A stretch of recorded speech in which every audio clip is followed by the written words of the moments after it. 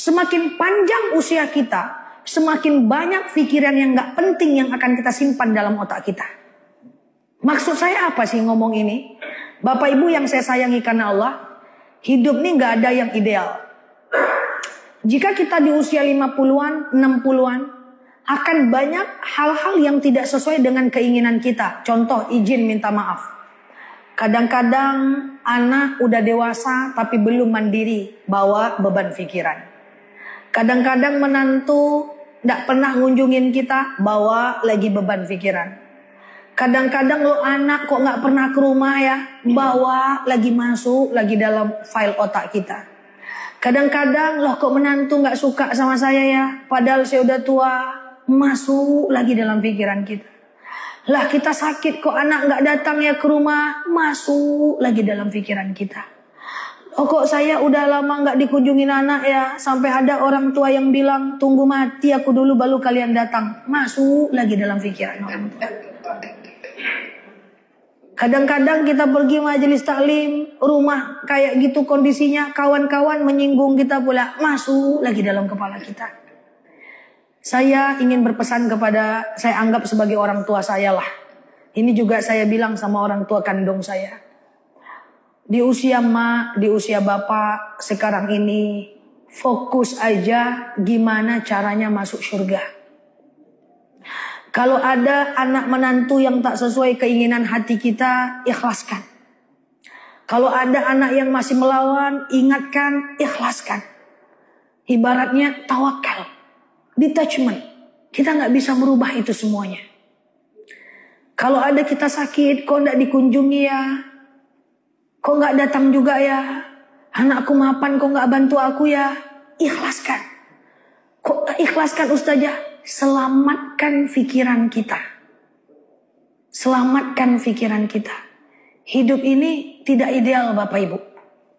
Saya sangat mengkhawatirkan banyak orang tua yang itu mereka pikirkan.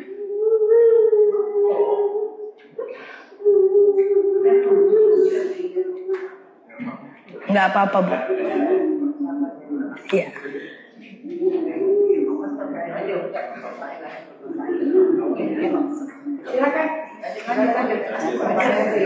Nanti saya ke sana ya. Aman ya Bu? Insyaallah. Enggak apa-apa.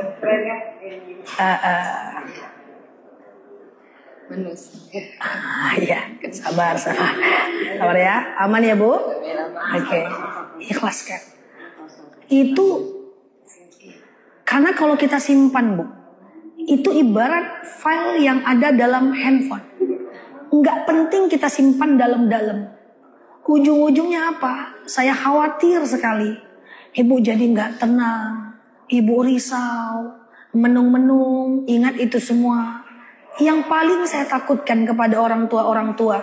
Termasuk mungkin orang tua saya atau ibu semua yang saya anggap sebagai orang tua saya. Akhirnya apa? Ibu-ibu ibadahnya jadi nggak fokus.